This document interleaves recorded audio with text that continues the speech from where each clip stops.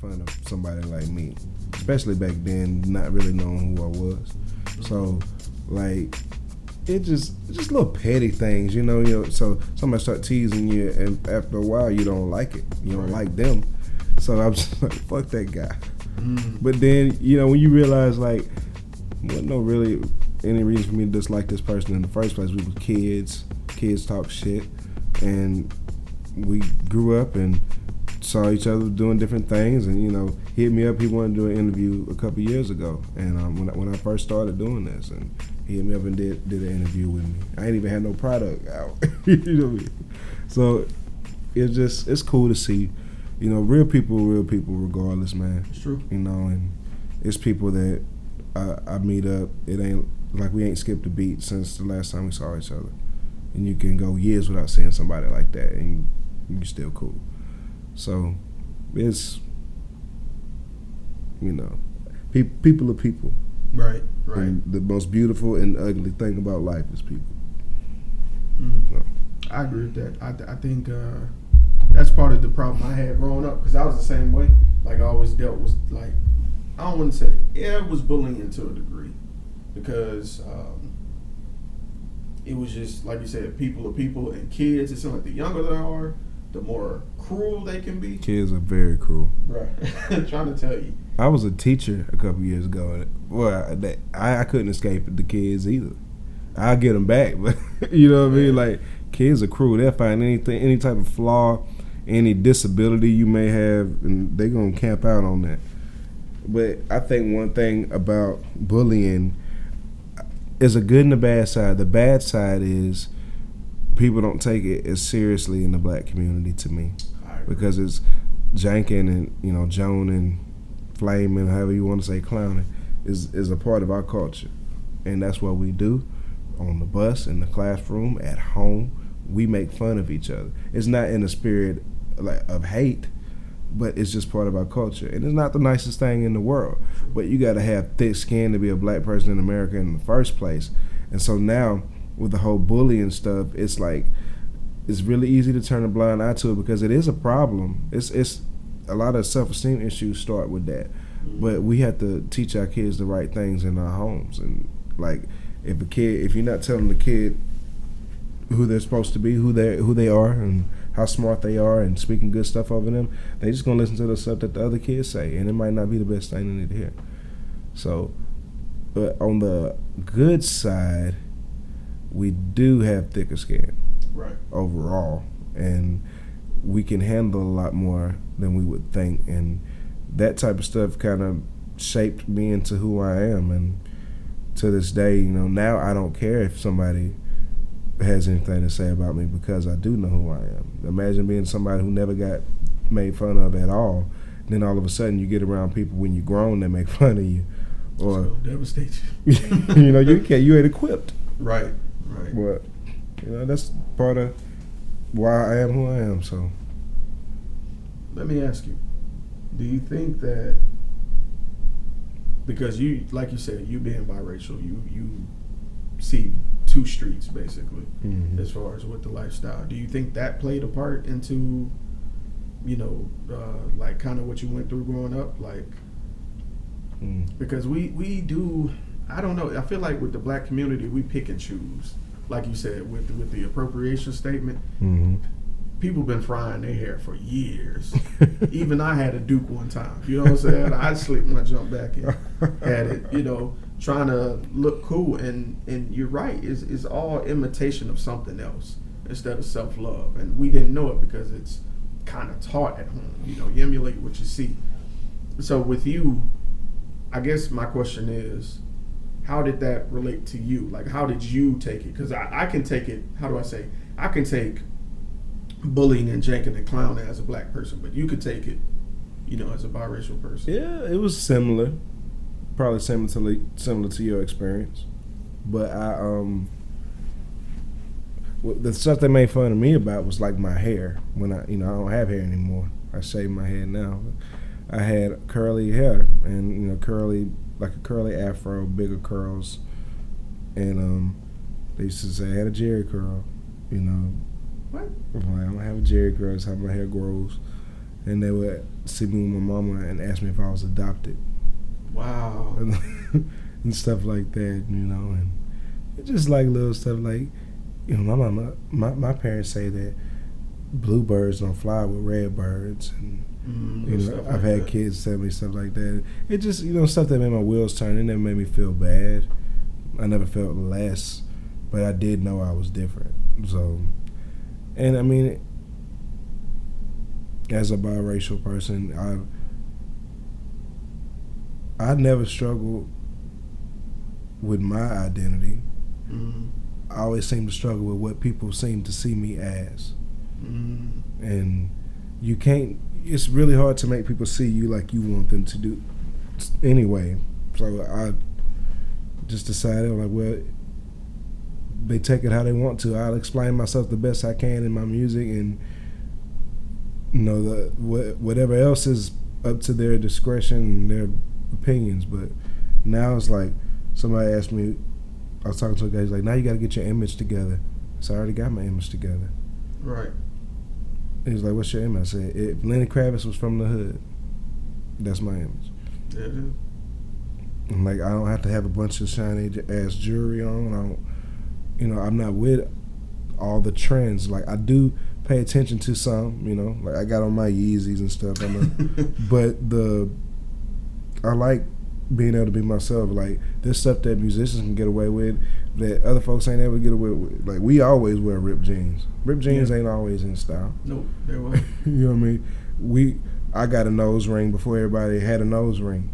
Right. Like we're able to do stuff that's outside of the cultural norm because we are people that live outside of the cultural norm.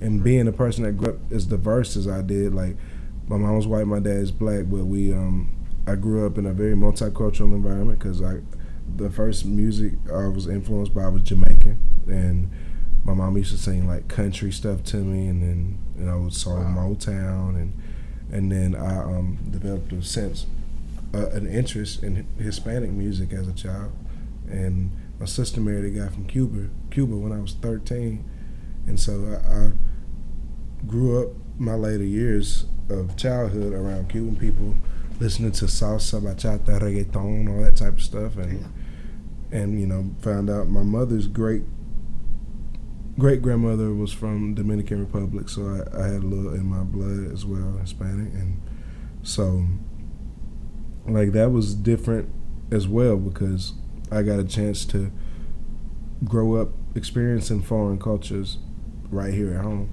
So that all shaped my style and my music, from the way I talk to the way I sing and everything. I code switch like nobody's business. And it's not something that I do on purpose. It's just because I've learned to be an adaptable person. So I think that comes along with that tough skin statement we was talking about earlier.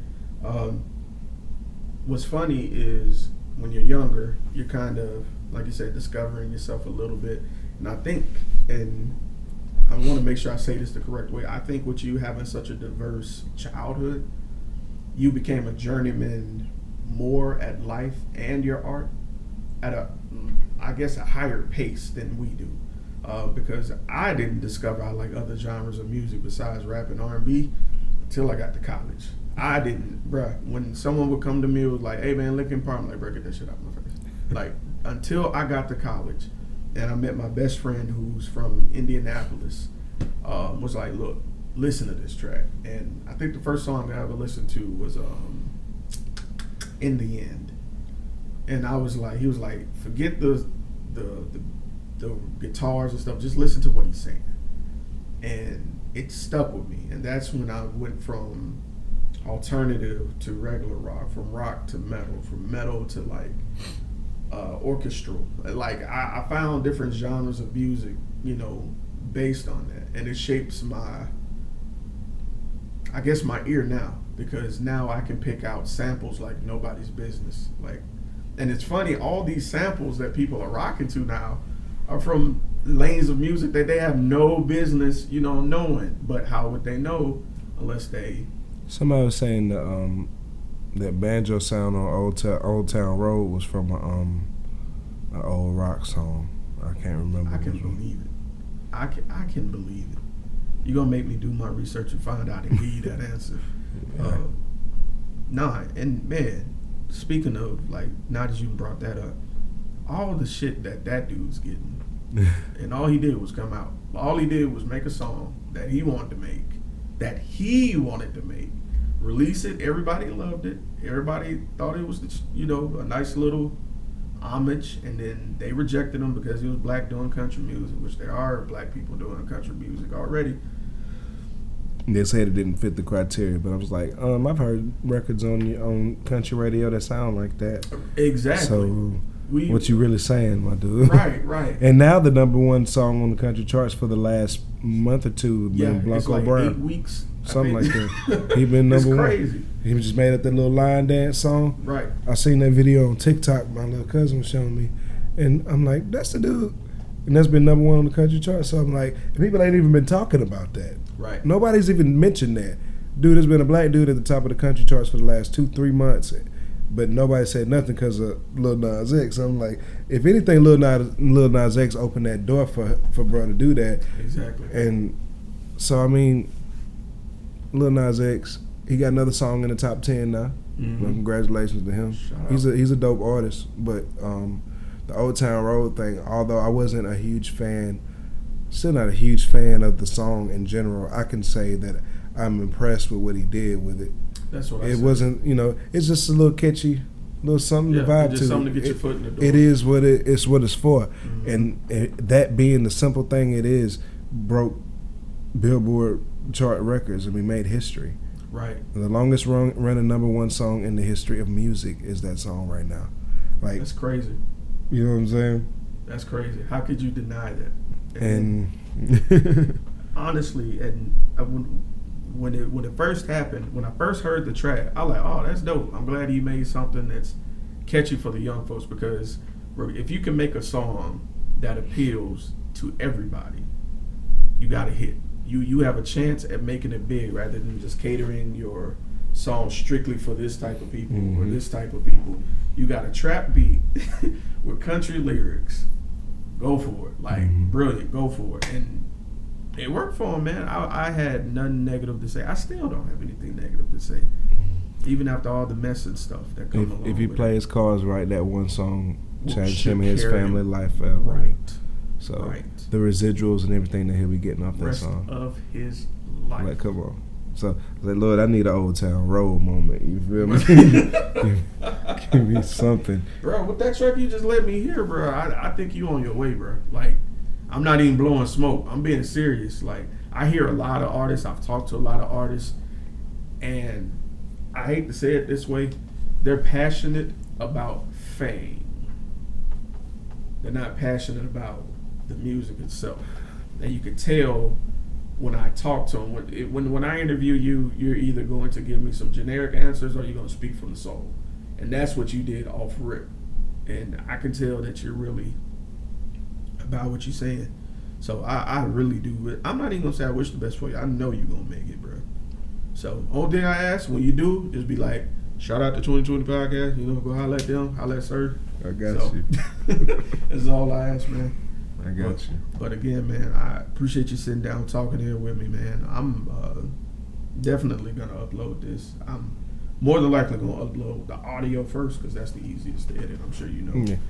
The video will be up probably within a week. And what I usually do is Wednesdays is like a day I put out trailers. So I'll take a snippet of the video, put something cool to it, and tag you to it and share it. And once it's up, you just share it everywhere, man. But we are. If you need me to email you in the MP3s, I will. If you, I don't know if you can download it from SoundCloud or not. I don't know how that works. It depends on your settings. You have to enable that. I'll check it out though. All right. So, because that's why I do my podcast through the SoundCloud and through everything else. Okay. But we on SoundCloud, iHeartRadio, Spotify, what else? Google and Apple Podcasts. Have you done that stuff? Mm-mm. You haven't? Man, look. Are you a pro member on SoundCloud? I was. I understand that answer. I recently had to resubscribe. I totally understand that answer. Well, if you do it again, get your RSS feed. You know what that is, right? RSS feed, if you go pro, they provide you a link to your channel. Okay. Your RSS feed is what you submit to iHeartRadio, Apple, Google, and they upload. Every time you upload, it goes directly to them without you doing a damn thing. A podcast? Podcast, music, whatever. Really? Yes. RSS feed. Look it up. Matter of fact, I'll send you the info. That way, anything you upload, you're already there.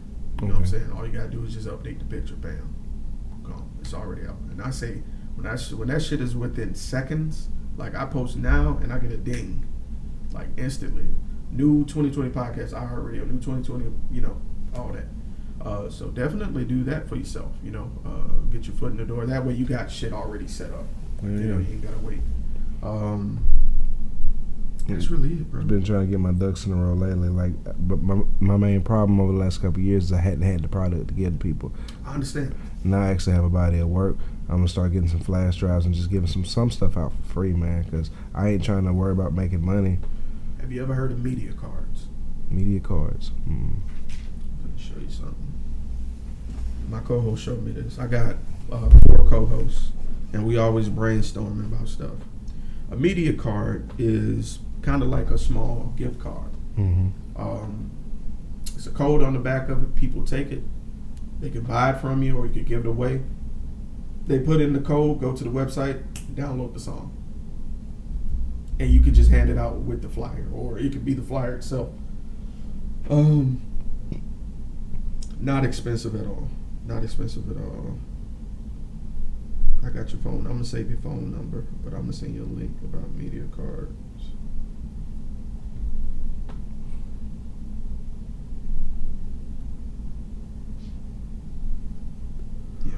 That's the hardest part about giving out music now, because it ain't like the days of just giving out your CDs.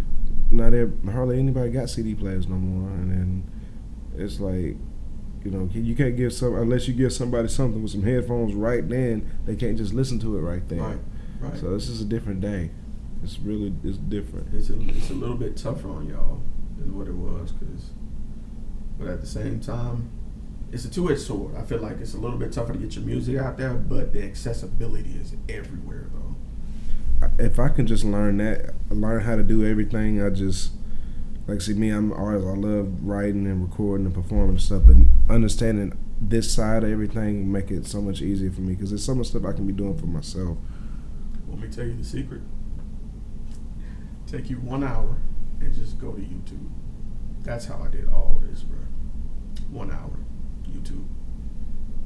What's an RSS feed? YouTube. 1 million videos. Find the shortest one. Click it and just do it that way, bro. I think, because I get what you're saying. I don't want to say I wasn't waiting on people to give me information, but the way it was presented to me was people will give you just enough to make sure you don't impede on them. And once you go and do it for yourself and really find it for yourself, that's when, you can do the same. And that's what I've been doing. I started podcasts. My girlfriend started her own podcast. Our first episode came out the other day. Me and Malcolm collaborate on stuff. I actually want to get up with you so we can do a round table about music, if that's all right with you. If you don't have a problem with, sitting amongst other artists and stuff, man. All right, cool. Because, man, I've dealt with some divas, bro. Oh, my God. I'm serious, man. It's just complain about everything. But there's some stuff about me that's stereotypically musician, and some stuff that's not. I ain't nothing but a Christian hippie that like to play music. You know what I'm saying? That's it. You make it sound like it's a simple box, but your box is spread the fuck out. To me, it's a simple box because I can easily explain it. Right. But I guess it don't make as much sense to other people. But yeah, like I said, I'm a pretty simple person. I don't have a whole lot of hobbies, man. All I do is music. Ain't nothing wrong with that, though. So, and I love to meet people that do it. I ain't got no problem with that. Right. Oh, this is my mother. Let me make sure she don't need it right. Hello? Good afternoon. I was just finishing up this interview with somebody. Hey, man. Hmm. No. I'm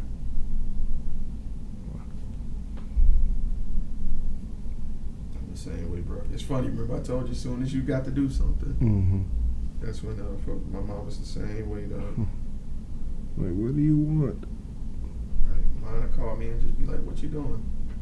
I told you what I was doing. The thing is, I live on my mama's property. I live in a little bitty house behind her that I helped build for when me and my ex-wife first got married. So you were married? Yeah. Okay. We lived there for like 6-7 months, and then I found a rental house in Theodore that we lived in for a couple years. What the fuck? What part of Theodore? Quail Run. Get the fuck out of here. My folks stay off of Bell and Graf Gardens. Mm-hmm. Right. That's crazy. Yep. And I lived over there for a couple years, and after the divorce, well, after we split up, I moved back over there. It's been rough, man. Like, I finally started making some decent money playing music, and the divorce happens. And find out that we're pregnant right when I asked for the divorce, and she is sneaky, and her mama get together and go behind my back and file for divorce on me, as if they were the plaintiff, and all these lies. And I'm like, are you kidding me, bitch? You tried to kill me. You tried to kill me, and you trying to act like I'm not safe to be around my baby. She really tried to ruin it for me, and now I'm stuck paying $700 a month in child support for one kid, and I get to see her every other weekend and 6 weeks during the summer. She moved to Hoover straight from the hospital with my kid because her parents moved there 2 years ago because her stepmama wanted to be with her real daughter's baby that they had up there. And I was like, they didn't give a damn about you, and then you gonna leave with my baby and go up there and move in with them. Like, so I was just like, I'm not good at being fake. And you kept it 100. I'm not good at being fake. I'm just like, to this day, like I have to pray to God every day to help me forgive her, because she really put me back in the hole, man. Like, I'm broke right now because I just paid that $700 in child support. Like, that's ridiculous for one child, man. That is nuts. And I make $600 a week playing music. I was like, how? In what world is that a normal number? And when the lawyers explained to me, it was like, well, it's because of daycare. You have to split daycare down the middle. And she put in a $900 a month daycare. So if she wasn't in daycare, I'd probably be paying like maybe $350 a month. Ain't that crazy, bro? That's, excuse me for saying it, but that's fucked up. It is. But nobody gives a fuck about dad. No, at all. If you're a man, nobody gives a fuck about you. And it's not like anybody really gives a fuck about women either. It's just hot right now. Right. You know what I'm saying? But in the court system, especially in Alabama, they don't care. They're gonna keep that kid with the mama, and it's been a very unfair situation, and definitely part of my depression lately. I mean, imagine going through that, and then months after your divorce is finalized, your sister kills herself. Nobody could have ever prepared me for the pain of losing my sister. As many funerals as I've been to, I wasn't ready for that shit, and it still hurts. That's my sister. We were supposed to bury our parents. We weren't supposed to bury each other, Right. So it's just, and the stuff that, all of that happening at one time, man, if I was a lesser person, I probably would have been out of here. And I just thank God that I had my baby and my dream to look at, and that's all I have most of the time to focus on. And it's been a rough season. I'm just glad that I finally believe that I see it changing. Mm-hmm. And that's one thing I was really excited for the American Idol shit, because it would have changed things overnight for me. But, I just got to keep working now. Seasons, man. Seasons. Bro. Everything comes in seasons, brother. But just trying to understand that life ain't fair. And, sometimes I really wake up angry.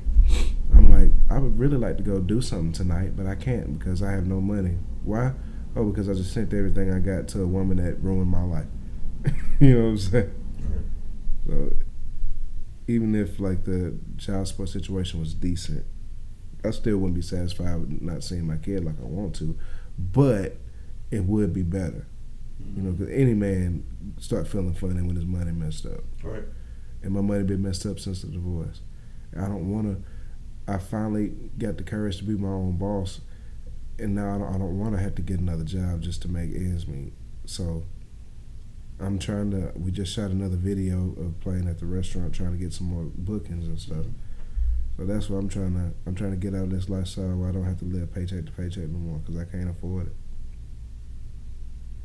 I understand. I got a gig tonight. Where you playing? San Miguel and Theodore. Okay, man, that's tough, bro. But I feel like out of that type of pain, you have a story that only you could tell, that a lot of people can relate to. You know, I feel like you're gonna be able to draw from that. You know, it'd be the most painful shit that you take the most time with and draw something beautiful out of. You know. Yeah. Man. Want to see my daughter? Yeah, man. I ain't want to ask because, you know, people and shit. No, it's all good. Fucking weirdos. Nah, I still show off my baby like. How old is she? She 14 months. Oh, man. Oh, she's fucking adorable, bro. What's her name? Marley. Oh. She's adorable, bro. Did you just get a text too? I did. That was weird, huh? Simultaneously, huh? Yeah. Somebody else liking the page. I found that video. Man. Yeah, if you... Okay.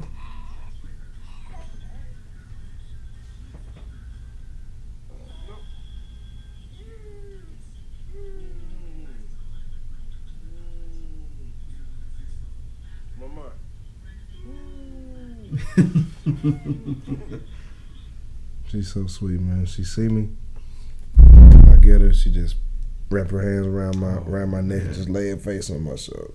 You'd think she was with me all the time, man, for real. They talk about like a father and daughter's bond. Mm-hmm. I don't know if you got any kids, man, but that shit is real. That shit is so real. Like you can't even explain it. I only see her every other weekend. When she see me, she'll never whine about leaving her mama. Wow. She just, as soon as she see me, she smiles. Mm-hmm. As soon as she see me, she ready, you know. And like it make it worth it, man. I was about to say, I know that makes it worth the while, bro. Shit. I hate them situations. I got a partner that's on the other end of what you're going through, bro. He went through a horrible divorce, same as that situation. And I don't know what it is about a divorce that makes folks' parents try to manipulate shit too. That don't make sense to me at all. And knowing like, and her stepmama warned me about her, you know, when I was about to marry her. And so you have no idea what you're getting yourself into. And if y'all get a divorce and she's not coming back here.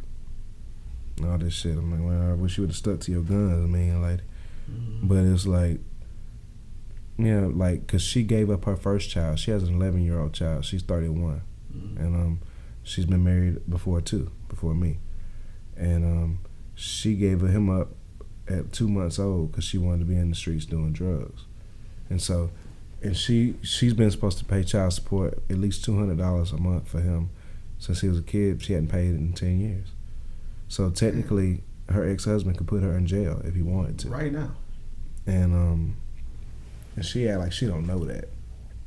She don't know that me and him are cool. Oh. Wow. And he was like, bruh, he's like, you don't make enough money to pay that much fucking money for anybody. It's like, how the hell she expect you to live? Like, that's cold, man. He's like, what you need to do, he's like, you need to stop paying the full amount and just give her a sob story that you just ain't got it. It's like, and if she tries to threaten you, I'm gonna threaten her. I was like, yeah, but then again, I pay my shit through the state, and I don't want them to come after me. Yeah, because they will. I'm just like, bro. So I'm gonna see if I can file to get lower, man. But that really is like been the really hardest part of my life lately, that child support. And really, all my money is going to is paying for daycare. Right. And that's crazy. Majority of it. Damn. That's See, now you see why I gotta make it, man. Yeah. You got something to drink, man? I can get some water. Appreciate it. I'm gonna step out here and smoke this black. Oh, you good, bro? Tobacco, a bad habit, man. Hey, I recently quit about a year ago. I picked it up during the divorce